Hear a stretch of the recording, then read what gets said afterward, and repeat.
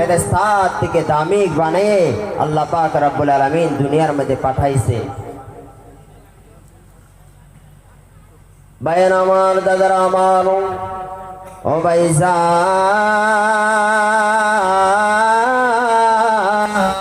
বানাইলাম বন্দরে চান আমি আল্লাহ বানাইলাম, সূর্য আমি আল্লাহ বানাইলাম, পাহাড় আমি আল্লাহ বানাইলাম, পর্বত আমি আল্লাহ বানাইলাম, কিন্তু সবথেকে দামি সবথেকে সুন্দর করে মানুষ তোমাদেরকে বানাইলাম। বলেন আমাদেরকে কি অসুন্দর করে বানাইছে?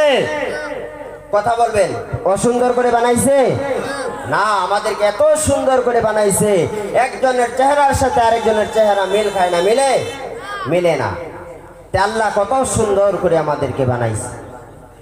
আল্লাহ পাক রব্বুল আলামিন বলেন আসমান বানাইলাম, কোরআনের মধ্যে কসম খায়া বলেন আসমান সুন্দর করে বানাইলাম। জমিন আমি আল্লাহ পাক রব্বুল আলামিন সুন্দর করে বানাইলাম, কোরআনের মধ্যে কসম খায়া বলেন জমিন সুন্দর করে বানাইলাম। মানুষ রে তোমাদেরকে যে সুন্দর করে বানাইলাম, আমি একটি নয়, দুইটি নয়, তিনটি নয়, চারটি কসম করলাম যে আমি তোমাদেরকে সুন্দর করে বানাইলাম।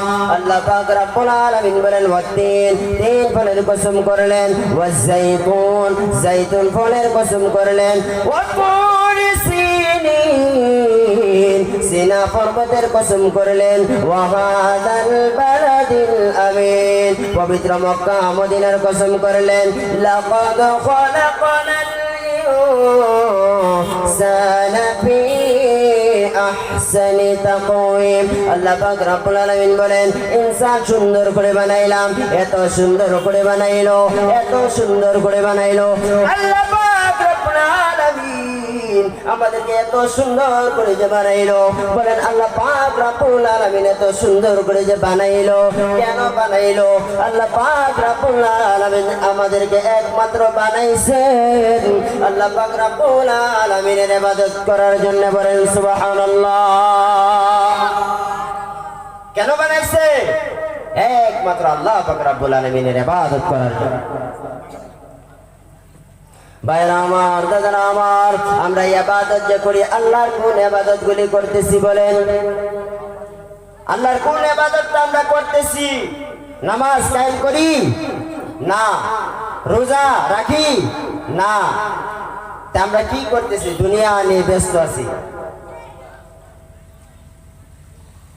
দুনিয়াটা নিয়ে যে ব্যস্ত আছি, টাকার পিছনে দৌড়াইতেছি, আমরা যে একদিন কবরের মধ্যে চলে যাব, একদিন যে এই দুনিয়ায় থাকবো না, এই চিন্তা কারো মাথায় আছে? বলেন আছে? নাই। আল্লাহ পাক রব্বুল আলামিন কোরআনের মধ্যে বলেছেন কুল্লু নাফসিন যায়িকাতুল মাউত। আল্লাহ পাক রব্বুল আলামিন বলেন দুনিয়ার মধ্যে যতগুলি মানুষ আমি সৃষ্টি করেছি, যত বস্তু সৃষ্টি করেছি, জান থাকা বস্তু সৃষ্টি করেছি, সবাইকে একদিন এই মরণের স্বাদ গুলি গ্রহণ করা লাগবে। মরণ যে কত কষ্ট আল্লাহর রাসূল সাল্লাল্লাহু আলাইহি সাল্লাম বলেছেন, মরণ এত কষ্ট, এত ভয়ানক। মরণের চিন্তা যদি মানুষের মাথায় থাকতো, মরণের যন্ত্রণা যদি মানুষ জানতো, বাবারে দুনিয়া নিয়ে ব্যস্ত থাকতো না। মরণের যন্ত্রণা আমরা জানি না, মরণের যন্ত্রণা আমরা জানি না। আল্লাহর রাসূল সাল্লাল্লাহু আলাইহি সাল্লাম বলেছেন একটি জিন্দা ছাগল, তার শরীর থেকে যে চামড়া চুলানো হয়, চুলানোর পরে ওই ছাগলটার যতটুকু কষ্ট হবে, যতটুকু কষ্ট ছাগলটার হবে, তার থেকে বেশি কষ্ট হবে একজন গুনাহগার ব্যক্তির মরণ। এত সুদা মরণ না। একটা জিন্দা ছাগলের শরীর থেকে যদি চামড়া চোলানো হয়, ছাগলটার কষ্ট অনুভব হবে কি হবে না?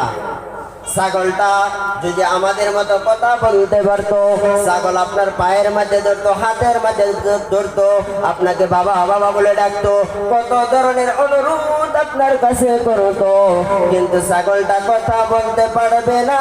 তার কারণে ছাগলের মুখ দিয়ে খালি মেয়ে মেয়ে শব্দ হবে কি হবে না? হবে।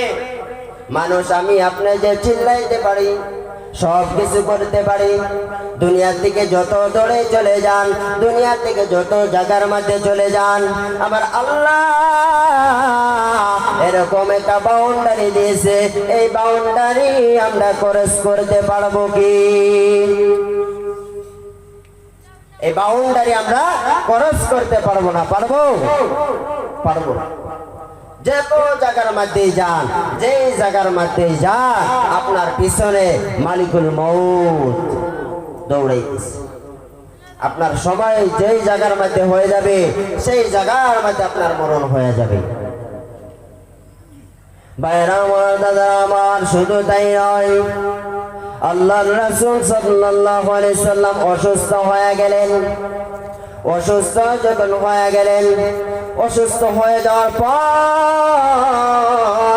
আল্লাহ পাক রব্বুল আলামিন ডাক দিয়ে বলেন, হে আমার আজরাইল, শোনো শোনো, আমার দয়ার নবী মায়ের নবী অসুস্থ অবস্থায় আছে, যাও যাও যাও, আমার নবীজির দরবারে যাও। আমার নবীজি যদি তোমাকে অনুমতি দেয়, তাহলে আমার নবীর জান মুবারক নিয়ে আসবে।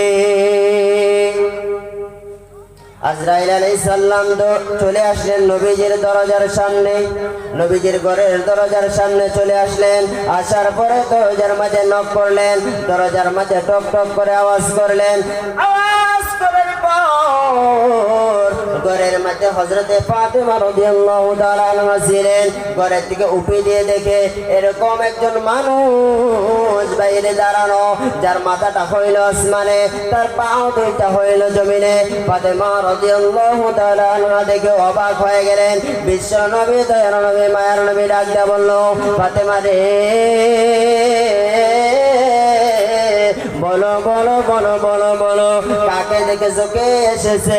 ফাতেমা ডাক দিয়ে বলে, নবী গো, এরকম একজন মানুষ আমি দেখেছি গো নবী, যার পাও দুইটা হইল জমিনে, মাথাটা হইল আসমানে।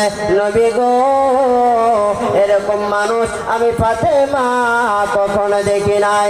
বিশ্ব নবী, দয়ার নবী, মায়ের নবী ডাক দিয়ে বলে, ফাতেমা গো, এইটা কোনো মানুষ নয়, এইটা কোনো মানুষ নয়, এইটা হইল আল্লাহর ফেরেশতা আজরাইল।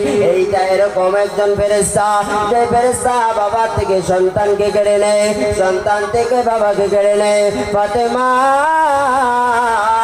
দেরি করো না, দেরি করো না, আজকে বুঝি আমি নবী দুনিয়ার বুকে থাকবো না। জলদি জলদি জলদি জলদি বলো। ফাতেমা গো, তোমাদের কোনো আবদার থাকলে আমি নবীর কাছে বলো। ও মা, আমার কাছে বলো। মা গো, আমার কাছে বলো। কোন আবদার যদি থাকে আমি নবীর কাছে বলো, আমি নবী তোমাদের আবদার গুলি মিটিয়ে তারপরে বিদায় নিব। ফাতেমা রাদিয়াল্লাহু তাআলা আনহা কান্দের বলে, নবী গো, আপনি এই ফেরেশতাটাকে বলেন চলে যাওয়ার জন্য, এই ফেরেশতাকে চলে যাওয়ার জন্য বলেন। যেই ফেরেশতা বাবা থেকে সন্তানকে কেড়ে নেয়, সন্তান থেকে বাবাকে কেড়ে নেয়, নবী গো আপনি চলে যাইতে বলেন। বিশ্ব নবী, দয়ার নবী, মায়ার নবী ডাক দেয়া বলে, ও ফাতেমা, না না না না না না, আমার আল্লাহ পাক রব্বুল আলামিন পাঠাইছেন আমার রূহ মুবারক নেওয়ার জন্য। তুমি দরজা খুলে দাও, তিনাকে তুমি ভিতরে আসতে দাও। ফাতেমা, তুমি দরজা খুলে দাও, তিনাকে তুমি ভিতরে আসতে দাও। কেননা আল্লাহ পাক রব্বুল আলামিন তিনাকে পাঠাইছে। তিনি যে কারো দরজার সামনে দাঁড়াই না, কারো জন্য ওয়েট করে না, আজকে যে এই দরজার সম্মুখে দাঁড়িয়ে আছে, একমাত্র তোমার বাবার সম্মানের খাতিরে। দরজা খুলে দিলেন। খুলে দেওয়ার পর আজরাইল আলাইহিস সালাম সালাম দিলেন, আসসালামু আলাইকা ইয়া আইয়ুহান নবিয়্যু। আজরাইল আলাইহিস সালাম সালাম জানাইলেন। সালাম জানানোর পর আজরাইল আলাইহিস সালাম ডাক দিয়ে বলতেছে, নবী গো, ও দয়ার নবী, মায়ার নবী, আল্লাহ পাক রব্বুল আলামিন আপনার কাছে পাঠাইছে। নবী গো, আপনি যদি অনুমতি দেন, আপনার রূহ মুবারকটা নিয়ে আমি চলে যাব। আল্লাহর নবী ডাক দিয়ে বলেন, দাঁড়াও, আমার ভাই জিবরাইলকে আসতে দাও। আল্লাহ পাক রব্বুল আলামিন বলেন, হে আমার জিবরাইল, যাও যাও যাও, আমার বন্ধুকে যে খবরটুকু পৌঁছায় দাও, আমার বন্ধুকে জানায় দাও। আজরাইল, ও জিবরাইল, যাও, আমার বন্ধুকে জানায় দাও, আমার বন্ধুর জন্য আমি আল্লাহ অপেক্ষা করতেছি।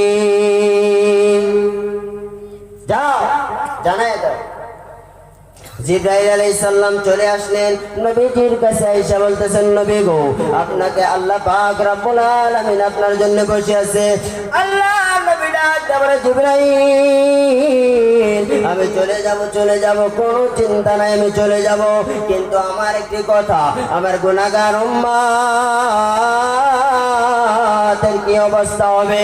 জিবরাইল আলাইহিস সালাম ডাক দিয়ে বলে, নবী গো, আপনার গুনাহগার উম্মতের জিম্মা আল্লাহ পাক